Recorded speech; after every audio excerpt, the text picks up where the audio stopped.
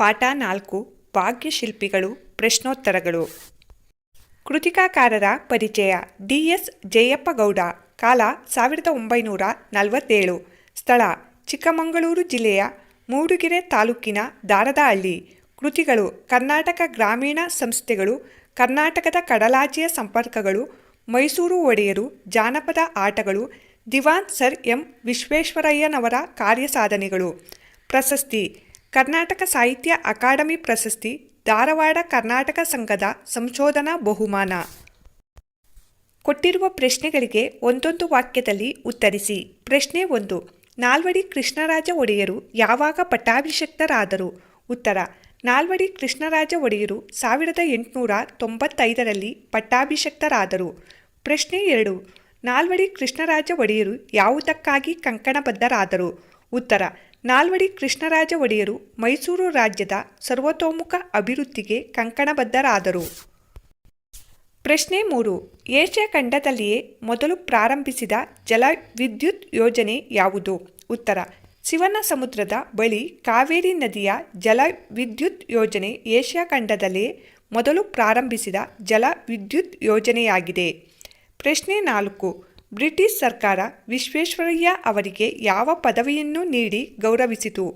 ಉತ್ತರ: ಬ್ರಿಟಿಷ್ ಸರ್ಕಾರ ವಿಶ್ವೇಶ್ವರಯ್ಯ ಅವರಿಗೆ ಸರ್ ಪದವಿಯನ್ನು ನೀಡಿ ಗೌರವಿಸಿತು. ಪ್ರಶ್ನೆ 5. ವಿಶ್ವೇಶ್ವರಯ್ಯ ಅವರನ್ನು ದಿವಾನರಾಗಿ ನೇಮಿಸಿದವರು ಯಾರು? ಉತ್ತರ: ವಿಶ್ವೇಶ್ವರಯ್ಯ ಅವರನ್ನು ದಿವಾನರಾಗಿ ನೇಮಿಸಿದವರು ನಾಲ್ವಡಿ ಕೃಷ್ಣರಾಜ ಒಡೆಯರು. ಪ್ರಶ್ನೆ 6. ವಿಶ್ವೇಶ್ವರಯ್ಯ ಅವರ ಹುಟ್ಟುಹಬ್ಬದ ನೆನಪಿಗಾಗಿ ಯಾವ ದಿನಾಚರಣೆಯನ್ನು ಮಾಡಲಾಗುತ್ತಿದೆ?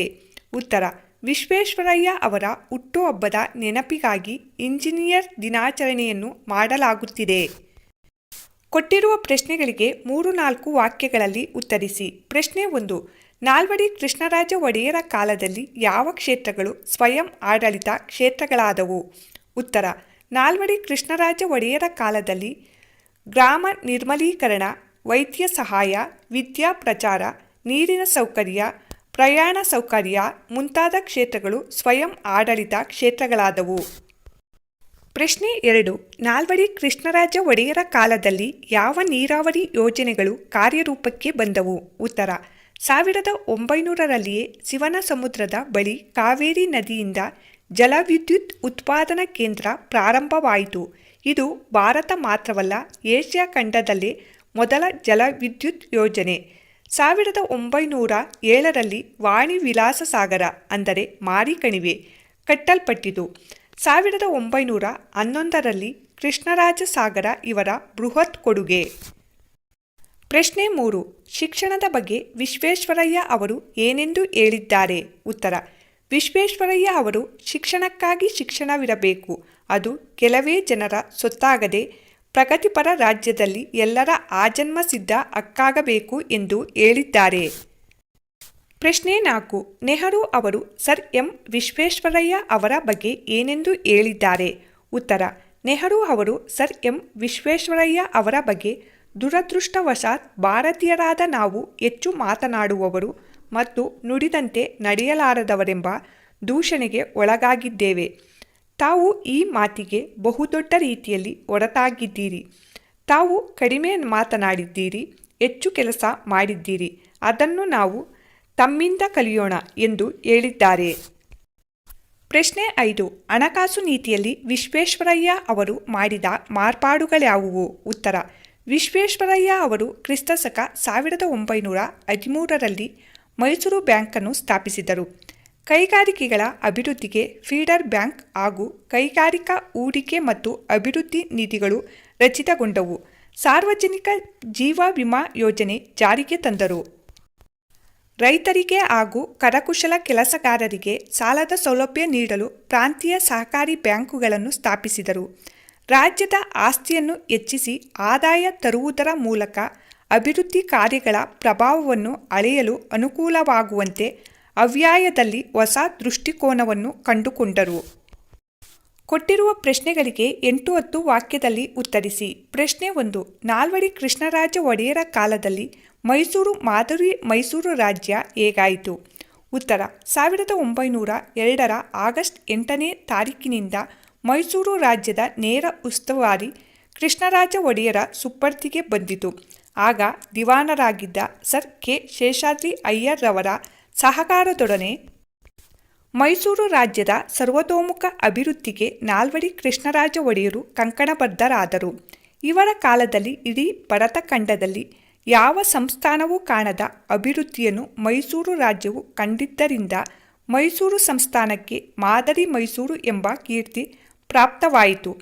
ನಾಲ್ವಡಿ ಕೃಷ್ಣರಾಜ ಒಡೆಯರು ಅರಸು ಮನೆತನದಿಂದ ಬಂದವರಾಗಿದ್ದರೂ ಸಹ ಜನತೆ ಆಡಳಿತದಲ್ಲಿ ಪಾಲ್ಗೊಳ್ಳುವಿಕೆಯ ಪರವಾಗಿದ್ದರು. ಪ್ರಶ್ನೆ 2. ವಿಶ್ವೇಶ್ವರಯ್ಯ ಅವರು ಮೈಸೂರು ದಿವಾನರಾಗಿ ಸಲ್ಲಿಸಿದ ಸೇವೆಯನ್ನು ಕುರಿತು ಬರೆಯಿರಿ. ಉತ್ತರ: ವಿಶ್ವೇಶ್ವರಯ್ಯ ಮೈಸೂರು ಸಂಸ್ಥಾನದ ದಿವಾನರಾಗಿ ಆಡಳಿತದಲ್ಲಿ ಹೊಸ ಮಾದರಿಯನ್ನು ಅನುಷ್ಠಾನಗೊಳಿಸಿದರು. ಕಚೇರಿಯ ಕೆಲಸ ಕಾರ್ಯಗಳಲ್ಲಿ ಸಾಕಷ್ಟು ಸುಧಾರಣೆ ಮಾಡಿದರು.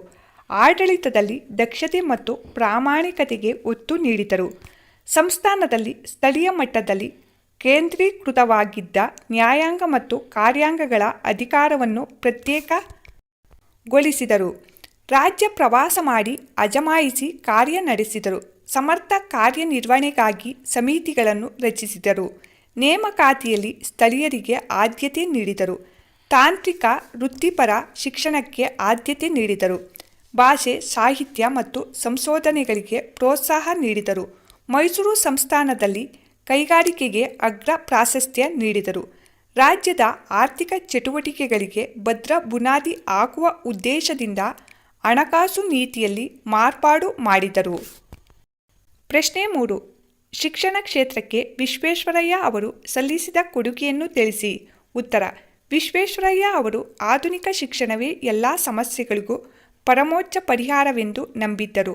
ಕ್ರಿಸ್ತಶಕ 1913ರಲ್ಲಿ ಪ್ರಾಥಮಿಕ ಶಿಕ್ಷಣ ನಿಬಂಧನೆಯನ್ನು ಜಾರಿಗೆ ತಂದರು. ಮದ್ರಾಸ್ ವಿಶ್ವವಿದ್ಯಾನಿಲಯದ ನಿಯಂತ್ರಣಕ್ಕೆ ಒಳಪಟ್ಟಿದ್ದ ಪ್ರೌಢಶಿಕ್ಷಣ ಶಾಲೆಗಳನ್ನು ಬದಲಿಸಿ ಸಂಸ್ಥಾನವೇ ಪ್ರತ್ಯೇಕವಾದ ಪ್ರೌಢಶಿಕ್ಷಣದ ಅಂತಿಮ ಪರೀಕ್ಷೆ ನಡೆಸುವ ಯೋಜನೆಯನ್ನು ಆರ್ಥಿಕ ಪರಿಷತ್ತಿನ ಮೂಲಕ ಜಾರಿಗೆ ತಂದರು. ಮೈಸೂರು ವಿಶ್ವವಿದ್ಯಾನಿಲಯ ಸ್ಥಾಪಿಸಿದರು. ಶಿಕ್ಷಣಕ್ಕಾಗಿ ಶಿಕ್ಷಣವಿರಬೇಕು, ಅದು ಕೆಲವೇ ಜನರ ಸೊತ್ತಾಗದೆ ಪ್ರಗತಿಪರ ರಾಜ್ಯದಲ್ಲಿ ಎಲ್ಲರ ಆಜನ್ಮಸಿದ್ಧ ಹಕ್ಕಾಗಬೇಕು ಎಂಬುದನ್ನು ಮನಗಂಡ ಇವರು ತಾಂತ್ರಿಕ ಮತ್ತು ವೃತ್ತಿಪರ ಶಿಕ್ಷಣಕ್ಕೆ ಆದ್ಯತೆ ನೀಡಿದರು. ಬೆಂಗಳೂರಿನಲ್ಲಿ ಮೆಕ್ಯಾನಿಕಲ್ ಇಂಜಿನಿಯರಿಂಗ್ ಶಾಲೆ, ಮೈಸೂರಿನಲ್ಲಿ ಚಾಮರಾಜೇಂದ್ರ ತಾಂತ್ರಿಕ ಸಂಸ್ಥೆಗಳನ್ನು ಪ್ರಾರಂಭಿಸಿದರು. ಏಕೀಕೃತ ಕರ್ನಾಟಕದ ರಚನೆ ಮತ್ತು ಕನ್ನಡ ಭಾಷೆ ಹಾಗೂ ಸಾಹಿತ್ಯಗಳ ಬಗ್ಗೆ ಸಾರ್ವಜನಿಕರಲ್ಲಿ ಉಂಟಾಗಿದ್ದ ಒಲವನ್ನು ಮನಗಂಡು ಕನ್ನಡ ಸಾಹಿತ್ಯ ಪರಿಷತ್ತನ್ನು ಸ್ಥಾಪಿಸಿದ್ದು ಇವರ ಕಾಲದ ಮತ್ತೊಂದು ಮಹತ್ವದ ಸಾಧನೆ. ಸಂದರ್ಭ ಸಹಿತ ಸ್ವಾರಸ್ಯವನ್ನು ವಿವರಿಸಿ. ಸಂದರ್ಭ 1. ಸಾಮಾಜಿಕ ಕಾನೂನುಗಳ ಅಧಿಕಾರ. ಆಯ್ಕೆ: ಈ ವಾಕ್ಯವನ್ನು ಭಾಗ್ಯಶಿಲ್ಪಿಗಳು ಗದ್ಯ ಭಾಗದಲ್ಲಿರುವ ಪಠ್ಯ ಪುಸ್ತಕ ಸಮಿತಿಯು ಸಂಗ್ರಹಿಸಿ ನೀಡಿರುವ ನಾಲ್ವಡಿ ಕೃಷ್ಣರಾಜ ಒಡೆಯರು ಭಾಗದಿಂದ ಆರಿಸಿಕೊಳ್ಳಲಾಗಿದೆ. ಸಂದರ್ಭ: ನಾಲ್ವಡಿ ಕೃಷ್ಣರಾಜ ಒಡೆಯರ ಕೊಡುಗೆಗಳನ್ನು ವಿವರಿಸುವ ಸಂದರ್ಭದಲ್ಲಿ ಲೇಖಕರು ಈ ಮಾತನ್ನು ಹೇಳಿದ್ದಾರೆ. ನಾಲ್ವಡಿ ಕೃಷ್ಣರಾಜ ಒಡೆಯರು ಸ್ಥಳೀಯ ಸಂಸ್ಥೆಗಳನ್ನು ರಚಿಸಿ ಆಡಳಿತ ವಿಕೇಂದ್ರೀಕರಣ ಮಾಡಿದರು. ಮೈಸೂರು ಸಂಸ್ಥಾನವನ್ನು ಮಾದರಿ ಸಂಸ್ಥಾನವನ್ನಾಗಿ ರೂಪಿಸಿದರು. ಸಾಮಾಜಿಕ ಕಾನೂನುಗಳ ಅಧಿಕಾರ ಎಂದು ಹೆಸರಾದರು. ಸಾಹಿತ್ಯ, ಸಂಗೀತ, ವಾಸ್ತುಶಿಲ್ಪಗಳ ಅಭಿವೃದ್ಧಿಗೆ ಒತ್ತು ನೀಡಿದರು. ಸ್ವಾರಸ್ಯ: ಸ್ವತಃ ರಾಜರಾಗಿ ಕೇಂದ್ರೀಕೃತ ವ್ಯವಸ್ಥೆಗೆ ಬದಲಾಗಿ ಆಡಳಿತದಲ್ಲಿ ವಿಕೇಂದ್ರೀಕೃತ ವ್ಯವಸ್ಥೆ ತಂದು ಸಾಮಾಜಿಕ ಕಾನೂನುಗಳನ್ನು ಜಾರಿಗೊಳಿಸಿದ ಒಡೆಯರಿಗೆ ಈ ಬಿರುದು ನೀಡಿರುವುದು ಒಪ್ಪುವಂಥದ್ದಾಗಿದೆ. ಸಂದರ್ಭ 2. ಅವರ ಸಾಧನೆಯ ಕಿರೀಟಕ್ಕೆ ಮತ್ತೊಂದು ಗರಿಯನ್ನು ಸೇರಿಸಿತು. ಆಯ್ಕೆ: ಈ ವಾಕ್ಯವನ್ನು ಶ್ರೀ ಡಿ. ಎಸ್. ಜಯಪ್ಪಗೌಡ ಅವರು ರಚಿಸಿರುವ ದಿವಾನ್ ಸರ್ ಎಂ. ವಿಶ್ವೇಶ್ವರಯ್ಯನವರ ಕಾರ್ಯಸಾಧನೆಗಳು ಎಂಬ ಕೃತಿಯಿಂದ ಆಯ್ದ ಭಾಗ್ಯಶಿಲ್ಪಿಗಳು ಎಂಬ ಗದ್ಯ ಭಾಗದಿಂದ ಆರಿಸಿಕೊಳ್ಳಲಾಗಿದೆ. ಸಂದರ್ಭ: ವಿಶ್ವೇಶ್ವರಯ್ಯ ಅವರು ಪೂನಾದ ಮುತಾ ಕಾಲುವೆಗೆ ನೀರಿನ ನೆಲೆಯಾಗಿದ್ದ ಪೀಪ್ ಜಲಾಶಯಕ್ಕೆ ಸ್ವತಃ ತಾವೇ ಅನ್ವೇಷಣೆ ಮಾಡಿದ ಸ್ವಯಂಚಾಲಿತ ಬಾಗಿಲುಗಳನ್ನು ಯಶಸ್ವಿಯಾಗಿ ಅಳವಡಿಸಿದರು ಎಂದು ಹೇಳುವ ಸಂದರ್ಭದಲ್ಲಿ ಲೇಖಕರು ಈ ಮಾತನ್ನು ಹೇಳಿದ್ದಾರೆ. ಸ್ವಾರಸ್ಯ: ವಿಶ್ವೇಶ್ವರಯ್ಯ ಅವರಲ್ಲಿದ್ದ ಬುದ್ಧಿಶಕ್ತಿ ಹಾಗೂ ಅನ್ವೇಷಣೆ ಸಾಮರ್ಥ್ಯವನ್ನು ಈ ಮಾತಿನ ಮೂಲಕ ಸ್ವಾರಸ್ಯಪೂರ್ಣವಾಗಿ ಅಭಿವ್ಯಕ್ತಪಡಿಸಲಾಗಿದೆ. ಸಂದರ್ಭ 3. ಮೈಸೂರು ಸಂಸ್ಥಾನಕ್ಕೆ ಮಾದರಿ ಮೈಸೂರು ಎಂಬ ಕೀರ್ತಿ ಪ್ರಾಪ್ತವಾಯಿತು. ಆಯ್ಕೆ. ಈ ವಾಕ್ಯವನ್ನು ಭಾಗ್ಯಶಿಲ್ಪಿಗಳು ಗದ್ಯ ಭಾಗದಲ್ಲಿರುವ ಪಠ್ಯಪುಸ್ತಕ ಸಮಿತಿಯು ಸಂಗ್ರಹಿಸಿ ನೀಡಿರುವ ನಾಲ್ವಡಿ ಕೃಷ್ಣರಾಜ ಒಡೆಯರು ಭಾಗದಿಂದ ಆರಿಸಿಕೊಳ್ಳಲಾಗಿದೆ. ಸಂದರ್ಭ: ಮೈಸೂರು ಸಂಸ್ಥಾನದ ಆಳ್ವಿಕೆ ನಾಲ್ವಡಿ ಕೃಷ್ಣರಾಜ ಒಡೆಯರ ಸುಪರ್ದಿಗೆ ಬಂದಿತು. ಆಗ ದಿವಾನರಾಗಿದ್ದ ಕೆ. ಶೇಷಾದ್ರಿ ಅಯ್ಯರ್ ಅವರ ಸಹಕಾರದೊಂದಿಗೆ ನಾಲ್ವಡಿಯವರು ಮೈಸೂರು ರಾಜ್ಯದ ಸರ್ವತೋಮುಖ ಅಭಿವೃದ್ಧಿಗೆ ಕಂಕಣಬದ್ಧರಾಗಿ ಆಡಳಿತ, ಶಿಕ್ಷಣ, ಆರ್ಥಿಕ, ಸಾಮಾಜಿಕ ಹೀಗೆ ಎಲ್ಲ ಕ್ಷೇತ್ರಗಳಲ್ಲಿಯೂ ಬದಲಾವಣೆಗಳನ್ನು ತಂದರು. ಇದರಿಂದ ಇವರ ಕಾಲದಲ್ಲಿ ಮೈಸೂರು ಸಂಸ್ಥಾನವು ಯಾವ ಸಂಸ್ಥಾನವೂ ಕಾಣದ ಅಭಿವೃದ್ಧಿ ಸಾಧಿಸಿತು ಎಂದು ಹೇಳುವ ಸಂದರ್ಭದಲ್ಲಿ ಈ ಮಾತು ಬಂದಿದೆ. ಸ್ವಾರಸ್ಯ: ನಾಲ್ವಡಿ ಕೃಷ್ಣರಾಜ ಒಡೆಯರ ದೂರದೃಷ್ಟಿ, ಅವರ ಅಭಿವೃದ್ಧಿಶೀಲ ಆಡಳಿತ ಎಂಬುದು ಈ ಮಾತಿನಿಂದ ನಮಗೆ ತಿಳಿಯುತ್ತದೆ. ಸಂದರ್ಭ 4. ತಾವು ಕಡಿಮೆ ಮಾತನಾಡಿದ್ದೀರಿ, ಹೆಚ್ಚು ಕೆಲಸ ಮಾಡಿದ್ದೀರಿ. ಆಯ್ಕೆ. ಈ ವಾಕ್ಯವನ್ನು ಶ್ರೀ ಡಿ. ಎಸ್. ಜಯಪ್ಪಗೌಡ ಅವರು ರಚಿಸಿರುವ ದಿವಾನ್ ಸರ್ ಎಂ ವಿಶ್ವೇಶ್ವರಯ್ಯನವರ ಕಾರ್ಯಸಾಧನೆಗಳು ಎಂಬ ಕೃತಿಯಿಂದ ಆಯ್ದ ಭಾಗ್ಯಶಿಲ್ಪಿಗಳು ಎಂಬ ಗದ್ಯಭಾಗದಿಂದ ಆರಿಸಲಾಗಿದೆ. ಸಂದರ್ಭ: ಸರ್ ಎಂ ವಿಶ್ವೇಶ್ವರಯ್ಯ ಅವರ ಜನ್ಮ ಶತಮಾನೋತ್ಸವ ಸಮಾರಂಭ ಬೆಂಗಳೂರಿನಲ್ಲಿ ಜರುಗಿತು. ಆಗ ಅಂದಿನ ಪ್ರಧಾನಿಗಳಾಗಿದ್ದ ಜವಾಹರ್ಲಾಲ್ ನೆಹರು ಅವರು ಸರ್ ಎಂ ವಿ ಅವರ ಬಗ್ಗೆ ಮಾತನಾಡುತ್ತಾ ಈ ಮಾತನ್ನು ಹೇಳಿದರು. ದುರದೃಷ್ಟವಶಾತ್ ಭಾರತೀಯರಾದ ನಾವು ಹೆಚ್ಚು ಮಾತನಾಡುವವರು ಮತ್ತು ನುಡಿದಂತೆ ನಡೆಯಲಾರದವರೆಂಬ ದೂಷಣೆಗೆ ಒಳಗಾಗಿದ್ದೇವೆ. ತಾವು ಈ ಮಾತಿಗೆ ಬಹುದೊಡ್ಡ ರೀತಿಯಲ್ಲಿ ಹೊರತಾಗಿದ್ದೀರಿ. ತಾವು ಕಡಿಮೆ ಮಾತನಾಡಿದ್ದೀರಿ, ಹೆಚ್ಚು ಕೆಲಸ ಮಾಡಿದ್ದೀರಿ. ಅದನ್ನು ನಾವು ತಮ್ಮಿಂದ ಕಲಿಯೋಣ ಎಂದು ಆ ಸಂದರ್ಭದಲ್ಲಿ ಹೊಗಳಿದರು. ಸ್ವಾರಸ್ಯ: ಈ ಮಾತಿನಲ್ಲಿ ಸರ್ ಎಂ ವಿ ಅವರು ಸಲ್ಲಿಸಿದ ಅಗಾಧ ಸೇವೆ ಇಡೀ ಭಾರತಾದ್ಯಂತ ಎಲ್ಲರ ಮನ ಸೆಳೆದಿತ್ತು. ಜೊತೆಗೆ ಅವರ ಕರ್ತವ್ಯ ನಿಷ್ಠೆ ಎಲ್ಲರಿಗೂ ಮಾದರಿಯಾಗಿತ್ತು ಎಂಬುದನ್ನು ತಿಳಿಯಬಹುದಾಗಿದೆ. ಬಿಟ್ಟ ಸ್ಥಳವನ್ನು ಸರಿಯಾದ ಪದದಿಂದ ತುಂಬಿರಿ. 1. ನಾಲ್ವಡಿ ಕೃಷ್ಣರಾಜ ಒಡೆಯರವರಿಗೆ ರಿಜೆಂಟರಾಗಿ ಕಾರ್ಯನಿರ್ವಹಿಸಿದವರು ಡ್ಯಾಸ್. ಉತ್ತರ: ಮಹಾರಾಣಿ ವಾಣಿ ವಿಲಾಸರವರು. 2. 1914ರಲ್ಲಿ ಶಾಲಾ ಪ್ರವೇಶಕ್ಕೆ ಡ್ಯಾಸ್ ನಿಷೇಧವಾಯಿತು. ಉತ್ತರ: ಜಾತಿ ಪರಿಗಣನೆಯ. 3. ವಿಶ್ವೇಶ್ವರಯ್ಯ ಅವರು ಮುಂಬೈ ಪ್ರಾಂತ್ಯದಲ್ಲಿ ಡ್ಯಾಶ್ ಆಗಿ ಸೇವೆ ಪ್ರಾರಂಭಿಸಿದರು. ಉತ್ತರ: ಸಹಾಯಕ ಇಂಜಿನಿಯರ್. 4. ಮುಂಬೈ ಪ್ರಾಂತ್ಯದ ಗವರ್ನರ್ ಆಗಿದ್ದ ಡ್ಯಾಶ್ ಅವರು ವಿಶ್ವೇಶ್ವರಯ್ಯ ಅವರನ್ನು ಮುಕ್ತಕಂಠದಿಂದ ಆಡಿ ಹೊಗಳಿದರು. ಉತ್ತರ: ಲಾರ್ಡ್ ಸಂಡ್ ಹರ್ಸ್ಟ್. 5. ಭಾರತ ಸರ್ಕಾರವು ವಿಶ್ವೇಶ್ವರಯ್ಯನವರಿಗೆ ಡ್ಯಾಶ್ ಎಂಬ ಪ್ರಶಸ್ತಿ ನೀಡಿ ಗೌರವಿಸಿತು. ಉತ್ತರ: ಭಾರತ ರತ್ನ. ಭಾಷಾ ಚಟುವಟಿಕೆ: ಕೊಟ್ಟಿರುವ ಪದಗಳ ತತ್ಸಮ ತದ್ಭವ ಬರೆಯಿರಿ. ವಂಶ ಬಂಜ, ಸ್ನಾನ ತಾನ ಅಥವಾ ತಾಣ, ಯಶ ಜಸ, ಪಟ್ಟಣ ಪತ್ತನ, ಕಾರ್ಯ ಕಜ್ಜ. ನೀಡಿರುವ ಪದಗಳಲ್ಲಿ ಅನ್ಯದೇಶೀಯ ಪದಗಳನ್ನು ಆರಿಸಿ ಬರೆಯಿರಿ. ಅನ್ಯದೇಶೀಯ ಪದಗಳು: ಡಿಪ್ಲೊಮಾ, ದಿವಾನ, ಸೋಪು, ಕಾರ್ಖಾನೆ, ಕಾಗದ, ಕಚೇರಿ. ಕೊಟ್ಟಿರುವ ಗಾದೆಗಳ ಅರ್ಥವನ್ನು ವಿಸ್ತರಿಸಿ ಬರೆಯಿರಿ. ಕೂಡಿ ಬಾಳಿದರೆ ಸ್ವರ್ಗ ಸುಖ. ಕೂಡಿ ಬಾಳಿದರೆ ಸ್ವರ್ಗ ಸುಖ ಇದೊಂದು ಪ್ರಸಿದ್ಧ ಗಾದೆಯಾಗಿದೆ. ಹಿರಿಯರು ಕಿರಿಯರಿಗೆ ಹೇಳಿರುವ ಕಿವಿ ಮಾತು ಸಹ ಆಗಿದೆ. ಇಂದಿನ ಕಾಲದಲ್ಲಿ ಅವಿಭಕ್ತ ಕುಟುಂಬವಿದ್ದು ಮನೆ ತುಂಬ ಜನ ಇರುತ್ತಿದ್ದರು. ಅಜ್ಜ ಅಜ್ಜಿ, ದೊಡ್ಡಪ್ಪ ದೊಡ್ಡಮ್ಮ ಅವರ ಮಕ್ಕಳು, ಚಿಕ್ಕಮ್ಮ ಚಿಕ್ಕಪ್ಪ ಅವರ ಮಕ್ಕಳು, ಅಣ್ಣ ಅತ್ತಿಗೆ ಎಲ್ಲರೂ ಇರುತ್ತಿದ್ದರು. ಇದರಿಂದ ಮನೆಯಲ್ಲಿ ಎಲ್ಲರ ಕಷ್ಟ ಸುಖಗಳಲ್ಲಿಯೂ ಎಲ್ಲರೂ ಆತ್ಮೀಯವಾಗಿ ಪಾಲ್ಗೊಳ್ಳುತ್ತಿದ್ದರು. ಮದುವೆ ಮುಂಜಿ ಹಬ್ಬ ಹರಿದಿನಗಳಲ್ಲಿಯಂತೂ ಆ ಸಂಭ್ರಮ ಹೇಳತೀರದು. ಆ ಕುಟುಂಬವು ಒಂದು ಜೇನಿನ ಗೂಡಿನಂತೆ ಇತ್ತು. ಹಾಡು, ಸಂಭ್ರಮ, ಸುಖ, ಖುಷಿ ಎಲ್ಲವನ್ನೂ ನಾವು ಅಲ್ಲಿ ಕಾಣಬಹುದು. ಮನೆಯ ಹೆಣ್ಣು ಮಕ್ಕಳು ರೇಷ್ಮೆ ಸೀರೆ ಉಟ್ಟು ಒಡವೆ ಧರಿಸಿ ಓಡಾಡುವುದು, ನಗುತ್ತಾ ಓಡಾಡುವುದು ಸ್ವರ್ಗದಂತೆ ಇರುತ್ತಿತ್ತು. ಮನೆ ಮಂದಿಯೆಲ್ಲ ಒಟ್ಟಿಗೆ ಇರುವುದನ್ನು ಕಂಡು ಹಿರಿಯರು ಹೇಳಿದ ಮಾತೇನೆಂದರೆ ಕೂಡಿ ಬಾಳಿದರೆ ಸ್ವರ್ಗ ಸುಖ ಎಂದು. ಮಾತೆ ಮುತ್ತು ಮಾತೆ ಮೃತ್ಯು.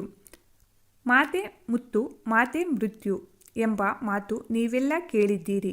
ಮಾತನಾಡುವಾಗ ನಮ್ಮ ನಾಲಿಗೆ ಮೇಲೆ ಹಿಡಿತ ಇರಬೇಕು, ಏಕೆಂದರೆ ನಾವು ಎಚ್ಚರ ತಪ್ಪಿ ಆಡುವ ಮಾತು ಕೆಲವರ ಮನಸ್ಸಿಗೆ ನೋವು ತರಬಹುದು, ಕೆಲವರಿಗೆ ಕಿರಿಕಿರಿ ಉಂಟು ಮಾಡಬಹುದು. ನಾವಾಡುವ ಮಾತು ಎದುರಿಗಿರುವ ವ್ಯಕ್ತಿಗೆ ಕೋಪ ತರಿಸಿ ಆತ ನಮ್ಮ ಮೇಲೆ ದಾಳಿಗೆ ಇಳಿಯಬಹುದು. ಕೆಲವೊಮ್ಮೆ ಸಿಟ್ಟು ಅತಿರೇಕಕ್ಕೆ ಹೋಗಿ ಹಿಡಿತ ತಪ್ಪಿದರೆ ಇಬ್ಬರ ಮಾರಾಮಾರಿಯಲ್ಲಿ ಸಾವು ಕೂಡ ಸಂಭವಿಸಬಹುದು. ಆದ್ದರಿಂದ ನಾವಾಡುವ ಮಾತಿನ ಮೇಲೆ ನಮಗೆ ನಿಗಾ ಇರುವುದು ಒಳ್ಳೆಯದು. ಏನೇ ಆಗಲಿ, ಮನುಷ್ಯರನ್ನು ಬೆಸೆಯುವ ಕೊಂಡಿಯೇ ಸಂವಹನ ಕ್ರಿಯೆ.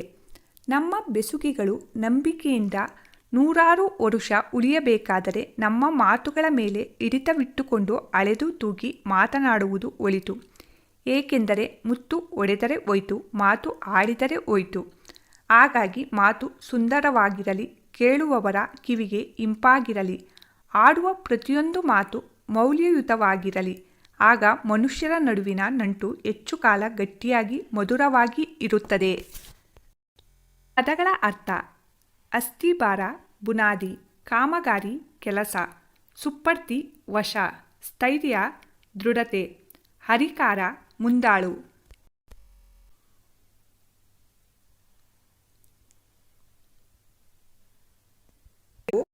ಪಾಠ 4. ಭಾಗ್ಯಶಿಲ್ಪಿಗಳು. ನಾಲ್ವಡಿ ಕೃಷ್ಣರಾಜ ಒಡೆಯರು. ಸಮಿತಿ ಸಂಗ್ರಹ: sir M Visvesvaraya, D S Jayappagowda. ಪ್ರವೇಶ: ಹುಟ್ಟಿದವರೆಲ್ಲರಿಗೂ ಸಾಧಕರಾಗುವುದಕ್ಕೆ ಅವಕಾಶವಿದ್ದರೂ ಎಲ್ಲರೂ ಸಾಧಕರಾಗುವುದಿಲ್ಲ. ಸಾಧಕರಾಗುವುದಕ್ಕೆ ಅಪಾರವಾದ ಸಾಮಾಜಿಕ ಹೊಣೆಗಾರಿಕೆ, ಪರಿಶ್ರಮ, ಭವಿಷ್ಯತ್ ಚಿಂತನೆ, ಛಲವಂತಿಕೆ ಬೇಕಾಗುತ್ತದೆ. ಸಾಧನೆಯ ಪಥದಲ್ಲಿ ಎದುರಾಗುವ ಅಡ್ಡಿ ಆತಂಕಗಳನ್ನು ನಿವಾರಿಸಿಕೊಳ್ಳಬೇಕು. ಇಂತಹ ಅಪರೂಪದ ಸಾಧಕರನ್ನು ಸಮಾಜ ನಿತ್ಯ ಸ್ಮರಿಸುತ್ತದೆ. ಸಾಮಾಜಿಕವಾಗಿ, ಶೈಕ್ಷಣಿಕವಾಗಿ, ಆಡಳಿತಾತ್ಮಕವಾಗಿ, ವೈಜ್ಞಾನಿಕವಾಗಿ ಸಾಧನೆ ಮಾಡಿ ಕನ್ನಡ ನಾಡಿನ ಅಭಿವೃದ್ಧಿಗಾಗಿ ಸಲ್ಲಿಸಿರುವ ಸೇವೆಯ ಪರಿಚಯ ಮಾಡಿಕೊಡುವುದು ಇಲ್ಲಿನ ಆಶಯ. ನಾಲ್ವಡಿ ಕೃಷ್ಣರಾಜ ಒಡೆಯರು. ಮೈಸೂರು ಸಂಸ್ಥಾನದ ಒಡೆಯರ್ ಸಂತತಿಯ 24ನೇಯ ರಾಜರು ನಾಲ್ವಡಿ ಕೃಷ್ಣರಾಜ ಒಡೆಯರು. ಇವರ ಆಳ್ವಿಕೆ 1902ರಿಂದ 1940ರವರೆಗೆ ನಡೆಯಿತು. ನಾಲ್ವಡಿ ಕೃಷ್ಣರಾಜ ಒಡೆಯರು 1895ರಲ್ಲಿ ಪಟ್ಟಾಭಿಷಕ್ತರಾದರೂ ಸಹ ಕೇವಲ 10 ವರ್ಷದ ಬಾಲಕರಾಗಿದ್ದುದರಿಂದ ಅವರ ತಾಯಿಯವರಾದ ಮಹಾರಾಣಿ ವಾಣಿ ವಿಲಾಸರವರು ರಿಜೆಂಟರಾಗಿ ಆಡಳಿತ ನಿರ್ವಹಣೆ ಮಾಡಿದರು. ರಾಜಕುಮಾರನಿಗೆ ಸೂಕ್ತ ವಿದ್ಯಾಭ್ಯಾಸ, ಆಡಳಿತ ತರಬೇತಿ ಇವುಗಳನ್ನು ಮಹಾರಾಣಿಯವರು ತೀವ್ರ ನಿಗಾ ವಹಿಸಿ ನಡೆಸುತ್ತಿದ್ದರ ಪರಿಣಾಮವಾಗಿ ಮೈಸೂರು ರಾಜ್ಯಕ್ಕೆ ಒಬ್ಬ ಸಮರ್ಥ ಆಡಳಿತಗಾರರಾಗಿ ನಾಲ್ವಡಿ ಕೃಷ್ಣರಾಜ ಒಡೆಯರು ದೊರಕಿದರು. ಮಾದರಿ ಮೈಸೂರು. 1902ರ ಆಗಸ್ಟ್ 8ನೇ ತಾರೀಕಿನಿಂದ ಮೈಸೂರು ರಾಜ್ಯದ ನೇರ ಉಸ್ತುವಾರಿ ಕೃಷ್ಣರಾಜ ಒಡೆಯರ ಸುಪ್ಪರ್ತಿಗೆ ಬಂದಿತು. ಆಗ ದಿವಾನರಾಗಿದ್ದ ಸರ್ ಕೆ ಶೇಷಾದ್ರಿ ಅಯ್ಯರ್ ರವರ ಸಹಕಾರದೊಡನೆ ಮೈಸೂರು ರಾಜ್ಯದ ಸರ್ವತೋಮುಖ ಅಭಿವೃದ್ಧಿಗೆ ನಾಲ್ವಡಿ ಕೃಷ್ಣರಾಜ ಒಡೆಯರು ಕಂಕಣಬದ್ಧರಾದರು. ಇವರ ಕಾಲದಲ್ಲಿ ಇಡೀ ಭರತಖಂಡದಲ್ಲಿ ಯಾವ ಸಂಸ್ಥಾನವೂ ಕಾಣದ ಅಭಿವೃದ್ಧಿಯನ್ನು ಮೈಸೂರು ರಾಜ್ಯವು ಕಂಡುದರಿಂದ ಮೈಸೂರು ಸಂಸ್ಥಾನಕ್ಕೆ ಮಾದರಿ ಮೈಸೂರು ಎಂಬ ಕೀರ್ತಿ ಪ್ರಾಪ್ತವಾಯಿತು. ನಾಲ್ವಡಿ ಕೃಷ್ಣರಾಜ ಒಡೆಯರು ಅರಸು ಮನೆತನದಿಂದ ಬಂದವರಾಗಿದ್ದರೂ ಸಹ ಜನತೆ ಆಡಳಿತದಲ್ಲಿ ಪಾಲ್ಗೊಳ್ಳುವಿಕೆಯ ಪರವಾಗಿದ್ದರು. ಪ್ರಜಾಪ್ರತಿನಿಧಿ ಸಭೆ. ನಾಲ್ವಡಿ ಕೃಷ್ಣರಾಜ ಒಡೆಯರ ಕಾಲದಲ್ಲಿ ಪ್ರಜಾಪ್ರತಿನಿಧಿ ಸಭೆಯು ನೂತನ ರೂಪವನ್ನು ಪಡೆದು ನಿಜವಾದ ಜನಪ್ರತಿನಿಧಿ ಸಭೆಯಾಗಿ ಪರಿವರ್ತನೆಯಾಯಿತು. ಅದಕ್ಕಾಗಿ 1923ರಲ್ಲಿ ಹೊಸ ಕಾನೂನೊಂದನ್ನು ಜಾರಿಗೆ ತಂದು ಪ್ರಜಾಪ್ರತಿನಿಧಿ ಸಭೆಯನ್ನು ಶಾಸನಬದ್ಧ ಸಂಸ್ಥೆಯನ್ನಾಗಿ ಮಾರ್ಪಡಿಸಿದರು. ಇದು ಪ್ರಜಾತಂತ್ರದ ದೃಷ್ಟಿಯಿಂದ ಭಾರತದಲ್ಲಿಯೇ ಮಾದರಿಯಾದ ಸಂಸ್ಥೆಯಾಗಿ ಕಾರ್ಯನಿರ್ವಹಿಸಲು ಪ್ರಾರಂಭಿಸಿತು. ಪ್ರಜಾಪ್ರತಿನಿಧಿ ಸಭೆಯು ವರ್ಷಕ್ಕೆ 2 ಬಾರಿ, ಅಂದರೆ 1 ಜೂನ್ ಮಹಾರಾಜರ ವರ್ಧಂತಿ, 2 ಅಕ್ಟೋಬರ್ ದಸರಾ ಮಹೋತ್ಸವ ಸಮಾವೇಶಗೊಂಡು ಕಲಾಪಗಳನ್ನು ನಡೆಸುತ್ತಿತ್ತು. ಅಲ್ಲಿ ವಾರ್ಷಿಕ ಆಯವ್ಯಯ ಪರಿಶೀಲನೆ, ಪ್ರಶ್ನೋತ್ತರಗಳು, ಠರಾವುಗಳನ್ನು ಮಂಡಿಸುವುದು ಮುಂತಾದ ಸಂಸದೀಯ ಮಾದರಿಯ ನಡವಳಿಕೆ ನಡೆಯುತ್ತಿದ್ದವು. ಪ್ರತಿನಿಧಿ ಸಭೆಯಲ್ಲಿದ್ದ 275 ಸದಸ್ಯರಲ್ಲಿ ಹೆಚ್ಚು ಪ್ರತಿನಿಧಿಗಳು ಜನರಿಂದ ಯಾದವರಾಗಿದ್ದರು. ನ್ಯಾಯ ವಿಧಾಯಕ ಸಭೆ. ನಾಲ್ವಡಿ ಕೃಷ್ಣರಾಜರು 1907ರಲ್ಲಿ ನ್ಯಾಯ ವಿಧಾಯಕ ಸಭೆಯನ್ನು ಸ್ಥಾಪಿಸಿದರು. ಇದರ ಸದಸ್ಯರ ಸಂಖ್ಯೆ 50. ಇದರಲ್ಲಿ ಜನರಿಂದ ಆಯ್ಕೆಯಾದವರು 22 ಸದಸ್ಯರು. ಮೇಲ್ಮನೆಯ ರೀತಿಯಲ್ಲಿ ಕಾರ್ಯನಿರ್ವಹಿಸುತ್ತಿದ್ದ ಈ ಸಂಸ್ಥೆ ಜೂನ್ ಮತ್ತು ಡಿಸೆಂಬರ್ ತಿಂಗಳುಗಳಲ್ಲಿ ಬೆಂಗಳೂರಿನಲ್ಲಿ ಸಮಾವೇಶಗೊಳ್ಳುತ್ತಿತ್ತು. ಪ್ರಜಾಪ್ರತಿನಿಧಿ ಸಭೆಯಲ್ಲಿ ಮಂಡಿಸಿದ ಎಲ್ಲ ವಿಷಯಗಳನ್ನು ವಿಮರ್ಶಿಸುವ ಅಧಿಕಾರ ಆ ಸಭೆಗೆ ಇದ್ದಿತು. ಮುಖ್ಯವಾಗಿ ಯಾವುದೇ ಕಾನೂನನ್ನು ಜಾರಿಗೊಳಿಸಲು ಆ ಸಭೆಯ ಅನುಮತಿ ಅಗತ್ಯವಾಗಿತ್ತು. ಆ ಸಭೆಗೆ ಸರ್ಕಾರದ ಖರ್ಚುಗಳನ್ನು ಕಡಿಮೆ ಮಾಡುವ ಅಧಿಕಾರ ಸಹ ಇದ್ದಿತು. ಕೊಡುಗೆ. ಸ್ಥಳೀಯ ಸಂಸ್ಥೆಗಳನ್ನು ರಚಿಸಿ ಆಡಳಿತ ವಿಕೇಂದ್ರೀಕರಣಕ್ಕೆ ಅನುವು ಮಾಡಿಕೊಟ್ಟರು. ನಗರ ಪಾಲಿಕೆಗಳು ಹಾಗೂ ಗ್ರಾಮ ಪಂಚಾಯಿತಿಗಳು ಕಾರ್ಯನಿರ್ವಹಿಸಲು ಆರಂಭ ಮಾಡಿದವು. ಇವರ ಕಾಲದಲ್ಲಿ 1. ಗ್ರಾಮ ನೈರ್ಮಲೀಕರಣ, 2. ವೈದ್ಯಕೀಯ ಸಹಾಯ, 3. ವಿದ್ಯಾ ಪ್ರಚಾರ, 4. ನೀರಿನ ಸೌಕರ್ಯ, 5.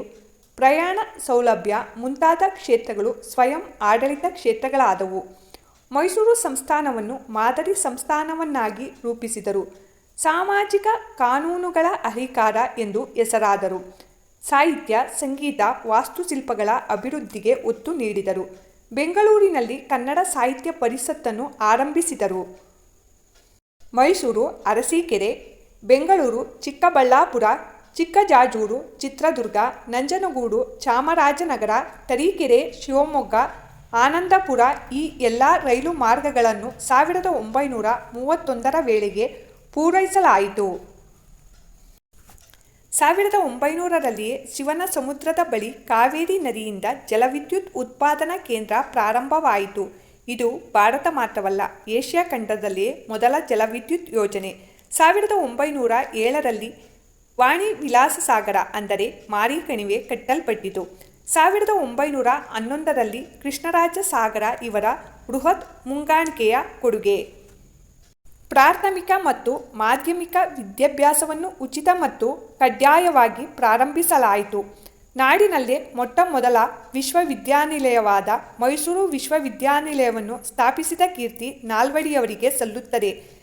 270 ಉಚಿತ ಆಸ್ಪತ್ರೆಗಳು ಕಾರ್ಯಾರಂಭ ಮಾಡಿದವು. ವಾಣಿಜ್ಯ ಕ್ಷೇತ್ರದಲ್ಲಿ ಮೈಸೂರು ಬ್ಯಾಂಕಿನ ಸ್ಥಾಪನೆ ಆರ್ಥಿಕ ಅಭಿವೃದ್ಧಿಯ ಸಂಕೇತ. 1906ರಲ್ಲಿ ಸಹಕಾರ ಸಂಘಗಳನ್ನು ಸ್ಥಾಪಿಸಲಾಯಿತು. ಜಾರಿ ಮಾಡಿದ ಸಾಮಾಜಿಕ ಕಾನೂನುಗಳು. 1909 ದೇವದಾಸಿ ಪದ್ಧತಿ ನಿಷೇಧ. 1910 ಬಸವಿ ಪದ್ಧತಿ ರದ್ದತಿ, ಗೆಜ್ಜೆ ಪೂಜೆ ಪದ್ಧತಿ ಸಂಪೂರ್ಣ ನಿರ್ಮೂಲನೆ. 1936 ವೇಶ್ಯಾವೃತ್ತಿ ತಡೆಗಟ್ಟುವ ಕಾಯ್ದೆ. ವಿಧವಾ ಮರು ವಿವಾಹ ಕಾಯ್ದೆ, ಸ್ತ್ರೀಯರಿಗೆ ಕಡ್ಡಾಯ ಶಿಕ್ಷಣ ಜಾರಿ. 1914ರಲ್ಲಿ ಶಾಲಾ ಪ್ರವೇಶಕ್ಕೆ ಜಾತಿ ಪರಿಗಣನೆಯ ನಿಷೇಧ. 1919 ಮಾಧ್ಯಮಿಕ ಶಾಲಾ ಶಿಕ್ಷಣ ಶುಲ್ಕ ರದ್ದತಿ. 1927 ಮೊಟ್ಟ ಮೊದಲ ಬಾರಿಗೆ ಸ್ತ್ರೀಯರಿಗೆ ಮತದಾನದ ಹಕ್ಕು. 1905 ಸಹಕಾರಿ ಕಾರ್ಮಿಕ ಪರಿಹಾರ ಕಾಯ್ದೆ. 1913 ಮೈಸೂರು ಗ್ರಾಮ ನ್ಯಾಯಾಲಯ ಕಾಯ್ದೆ. 1918 ಗ್ರಾಮ ಪಂಚಾಯಿತಿಗಳ ಕಾಯ್ದೆಗಳನ್ನು ಜಾರಿಗೆ ತಂದು ನಾಡಿನ ಅಭಿವೃದ್ಧಿಗೆ ಶ್ರಮಿಸಿದ್ದಾರೆ. Sir M Visvesvaraya. ದುರದೃಷ್ಟವಶಾತ್ ಭಾರತೀಯರಾದ ನಾವು ಹೆಚ್ಚು ಮಾತನಾಡುವವರು ಮತ್ತು ನುಡಿದಂತೆ ನಡೆಯಲಾರದವರೆಂಬ ದೂಷಣೆಗೆ ಒಳಗಾಗಿದ್ದೇವೆ. ತಾವು ಈ ಮಾತಿಗೆ ಬಹುದೊಡ್ಡ ರೀತಿಯಲ್ಲಿ ಹೊರತಾಗಿದ್ದೀರಿ. ತಾವು ಕಡಿಮೆ ಮಾತನಾಡಿದ್ದೀರಿ, ಹೆಚ್ಚು ಕೆಲಸ ಮಾಡಿದ್ದೀರಿ. ಅದನ್ನು ನಾವು ತಮ್ಮಿಂದ ಕಲಿಯೋಣ.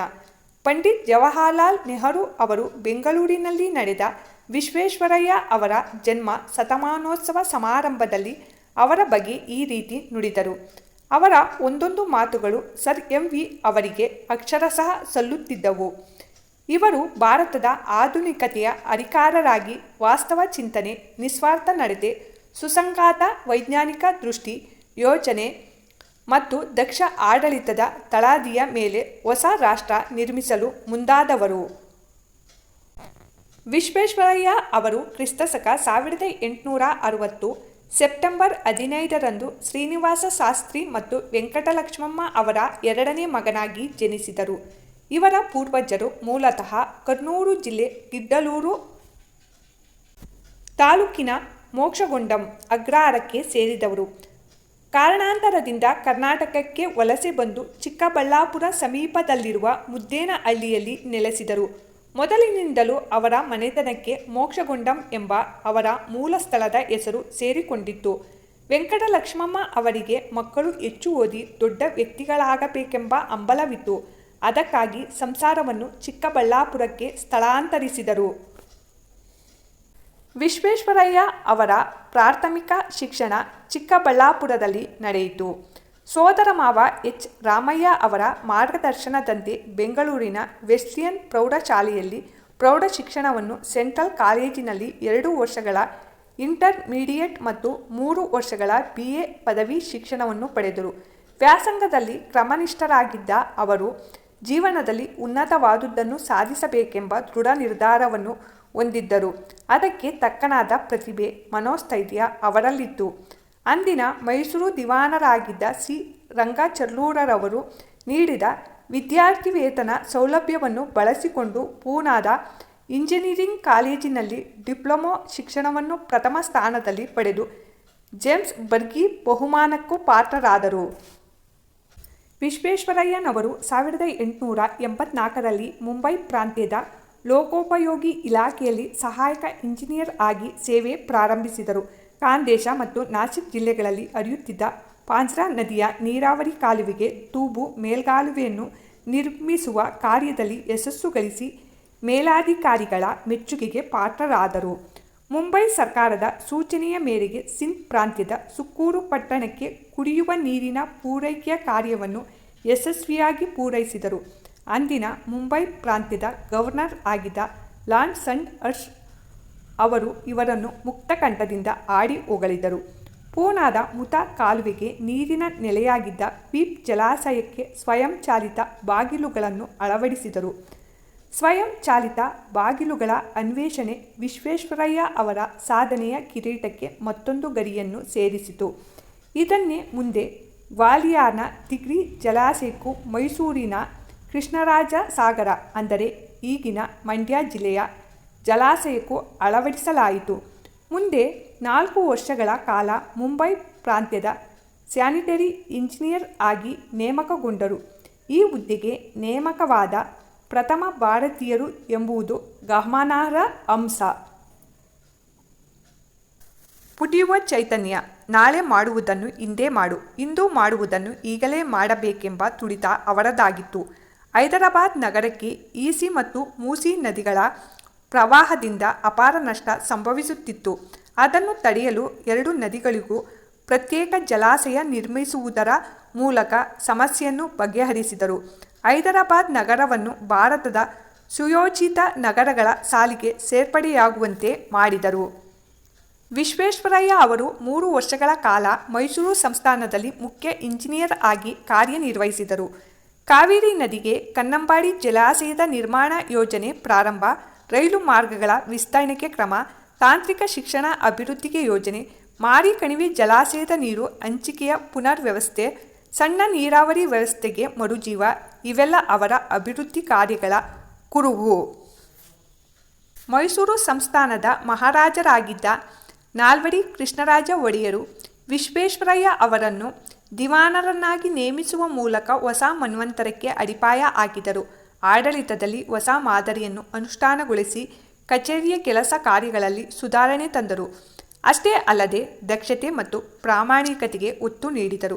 ಸಂಸ್ಥಾನದಲ್ಲಿ ಸ್ಥಳೀಯ ಮಟ್ಟದಲ್ಲಿ ಕೇಂದ್ರೀಕೃತವಾಗಿದ್ದ ನ್ಯಾಯಾಂಗ ಮತ್ತು ಕಾರ್ಯಾಂಗಗಳ ಅಧಿಕಾರವನ್ನು ಪ್ರತ್ಯೇಕಗೊಳಿಸಿದರು. ಗಾಂಧೀಜಿ ಅವರು ಮೈಸೂರಿನ ಆಡಳಿತ ರೀತಿಯನ್ನು ಮುಕ್ತಕಂಠದಿಂದ ಹೊಗಳಿದರು. ಇದರಿಂದ ಮೈಸೂರು ಮಾದರಿ ಎಂಬ ಹೊಸ ಆಡಳಿತ ಮಾದರಿ ಜನ್ಮ ತಾಳಿತು. ವಿಶ್ವೇಶ್ವರಯ್ಯ ಅವರು ಆಧುನಿಕ ಶಿಕ್ಷಣವೇ ಎಲ್ಲ ಸಮಸ್ಯೆಗಳಿಗೂ ಪರಮೋಚ್ಚ ಪರಿಹಾರವೆಂದು ನಂಬಿದ್ದರು. ಶಿಕ್ಷಣವು ಸಂಜೀವಿನಿ ಎಂಬುದನ್ನರಿತಿದ್ದ ಅವರು ಶಿಕ್ಷಣದ ವಿವಿಧ ಯೋಜನೆಗಳನ್ನು ರೂಪಿಸಿದರು. ಅದಕ್ಕಾಗಿ 1913ರಲ್ಲಿ ಪ್ರಾಥಮಿಕ ಶಿಕ್ಷಣ ನಿಬಂಧನೆಯನ್ನು ಜಾರಿಗೆ ತಂದರು. ಪ್ರೌಢ ಶಿಕ್ಷಣ ಶಾಲೆಗಳು ಮದ್ರಾಸ್ ವಿಶ್ವವಿದ್ಯಾನಿಲಯದ ನಿಯಂತ್ರಣಕ್ಕೆ ಒಳಪಟ್ಟಿದ್ದವು. ಇದನ್ನು ಬದಲಿಸಿ ಸಂಸ್ಥಾನವೇ ಪ್ರತ್ಯೇಕವಾದ ಪ್ರೌಢ ಶಿಕ್ಷಣದ ಅಂತಿಮ ಪರೀಕ್ಷೆ ನಡೆಸುವ ಯೋಜನೆಯನ್ನು ಆರ್ಥಿಕ ಪರಿಷತ್ತಿನ ಮೂಲಕ ರೂಪುಗೊಳಿಸಿದರು. ಮೈಸೂರು ವಿಶ್ವವಿದ್ಯಾನಿಲಯದ ಸ್ಥಾಪನೆ ಇವರ ದೂರದೃಷ್ಟಿಯ ಮತ್ತೊಂದು ಫಲಶ್ರುತಿ. ಶಿಕ್ಷಣಕ್ಕಾಗಿ ಶಿಕ್ಷಣವಿರಬೇಕು, ಅದು ಕೆಲವೇ ಜನರ ಸೊತ್ತಾಗದೆ ಪ್ರಗತಿಪರ ರಾಜ್ಯದಲ್ಲಿ ಎಲ್ಲರ ಆಜನ್ಮ ಸಿದ್ಧ ಹಕ್ಕಾಗಬೇಕು ಎಂಬುದನ್ನು ಮನಗಂಡ ಇವರು ತಾಂತ್ರಿಕ ಮತ್ತು ವೃತ್ತಿಪರ ಶಿಕ್ಷಣಕ್ಕೆ ಆದ್ಯತೆ ನೀಡಿದರು. ಇದಕ್ಕಾಗಿಯೇ ಬೆಂಗಳೂರಿನಲ್ಲಿ ಮೆಕ್ಯಾನಿಕಲ್ ಇಂಜಿನಿಯರಿಂಗ್ ಶಾಲೆ, ಮೈಸೂರಿನಲ್ಲಿ ಚಾಮರಾಜೇಂದ್ರ ತಾಂತ್ರಿಕ ಸಂಸ್ಥೆಗಳನ್ನು ಪ್ರಾರಂಭಿಸಿದರು. ಏಕೀಕೃತ ಕರ್ನಾಟಕದ ರಚನೆ ಮತ್ತು ಕನ್ನಡ ಭಾಷೆ ಹಾಗೂ ಸಾಹಿತ್ಯಗಳ ಬಗ್ಗೆ ಸಾರ್ವಜನಿಕರಲ್ಲಿ ಉಂಟಾಗಿದ್ದ ಒಲವನ್ನು ಮನಗಂಡು ಕನ್ನಡ ಸಾಹಿತ್ಯ ಪರಿಷತ್ತನ್ನು ಸ್ಥಾಪಿಸಿದ್ದು ಇವರ ಕಾಲದ ಮತ್ತೊಂದು ಮಹತ್ವದ ಸಾಧನೆ. ವಿಶ್ವೇಶ್ವರಯ್ಯ ಅವರು ಕೈಗಾರಿಕೆಗೆ ಅಗ್ರ ಪ್ರಾಶಸ್ತ್ಯ ನೀಡಿದರು. ಕೈಗಾರೀಕರಣ ಇಲ್ಲವೇ ಅವನತಿ ಎಂಬ ಘೋಷಣೆ ಮಾಡಿದರು. ಭದ್ರಾವತಿಯ ಕಬ್ಬಿಣ ಮತ್ತು ಉಕ್ಕು ಕಾರ್ಖಾನೆಯನ್ನು ಸ್ಥಾಪಿಸುವುದು ಅವರ ದೊಡ್ಡ ಗುರಿಯಾಗಿತ್ತು. ಇದಲ್ಲದೆ ಹೆಂಚಿನ ಕಾರ್ಖಾನೆ, ಮೂಳೆ ಮತ್ತು ಗೊಬ್ಬರ ತಯಾರಿಕಾ ಸ್ಥಾವರ, ಸಕ್ಕರೆ ಕಾರ್ಖಾನೆ, ಔಷಧಿ ತಯಾರಿಕಾ ಘಟಕ, ಗಂಧದ ಎಣ್ಣೆ, ಬೆಂಕಿ ಕಡ್ಡಿ ಹಾಗೂ ಕಾಗದದ ಕಾರ್ಖಾನೆಗಳು ಸ್ಥಾಪಿತವಾದವು. ಸೋಪು ಮತ್ತು ಲೋಹ ತಯಾರಿಕೆ, ಕಲೆ ಮತ್ತು ಕರಕುಶಲ ಡಿಪೋ, ಕೃಷ್ಣರಾಜೇಂದ್ರ ಬಟ್ಟೆ ಗಿರಣಿ, ಕಾಗದದ ತಿರುಳು, ರಟ್ಟು, ಪೆನ್ಸಿಲ್, ಬೆಂಕಿ ಕಡ್ಡಿ ಮತ್ತು ಪೀಠೋಪಕರಣಗಳ ತಯಾರಿಕಾ ಘಟಕಗಳು, ಹೀಗೆ ನೂರಾರು ಕೈಗಾರಿಕೆಗಳು ಪ್ರಾರಂಭಗೊಂಡವು. ರಾಜ್ಯದ ಆರ್ಥಿಕ ಚಟುವಟಿಕೆಗಳಿಗೆ ಭದ್ರ ಬುನಾದಿ ಹಾಕುವ ಉದ್ದೇಶದಿಂದ ಹಣಕಾಸು ನೀತಿಯಲ್ಲಿ ಮಾರ್ಪಾಡು ಮಾಡಿದರು. ಇದಕ್ಕಾಗಿ 1913ರಲ್ಲಿ ಮೈಸೂರು ಬ್ಯಾಂಕನ್ನು ಸ್ಥಾಪಿಸಿದರು. ಅನಂತರ ಉಳಿತಾಯ ಬ್ಯಾಂಕ್ಗಳು ಅಸ್ತಿತ್ವಕ್ಕೆ ಬಂದವು. ಕೈಗಾರಿಕೆಗಳ ಅಭಿವೃದ್ಧಿಗೆ ಫೀಡರ್ ಬ್ಯಾಂಕ್ ಹಾಗೂ ಕೈಗಾರಿಕಾ ಹೂಡಿಕೆ ಮತ್ತು ಅಭಿವೃದ್ಧಿ ನಿಧಿಗಳು ರಚಿತಗೊಂಡವು. ಸಾರ್ವಜನಿಕ ಜೀವ ವಿಮಾ ಯೋಜನೆ ಜಾರಿಗೆ ತಂದರು. ರೈತರಿಗೆ ಹಾಗೂ ಕರಕುಶಲ ಕೆಲಸಗಾರರಿಗೆ ಸಾಲದ ಸೌಲಭ್ಯ ನೀಡಲು ಸಹಕಾರಿ ಕ್ಷೇತ್ರವನ್ನು ಬಲವರ್ಧಗೊಳಿಸಿದರು. ಪ್ರಾಂತೀಯ ಸಹಕಾರಿ ಬ್ಯಾಂಕ್ಗಳನ್ನು ಸ್ಥಾಪಿಸಿದರು.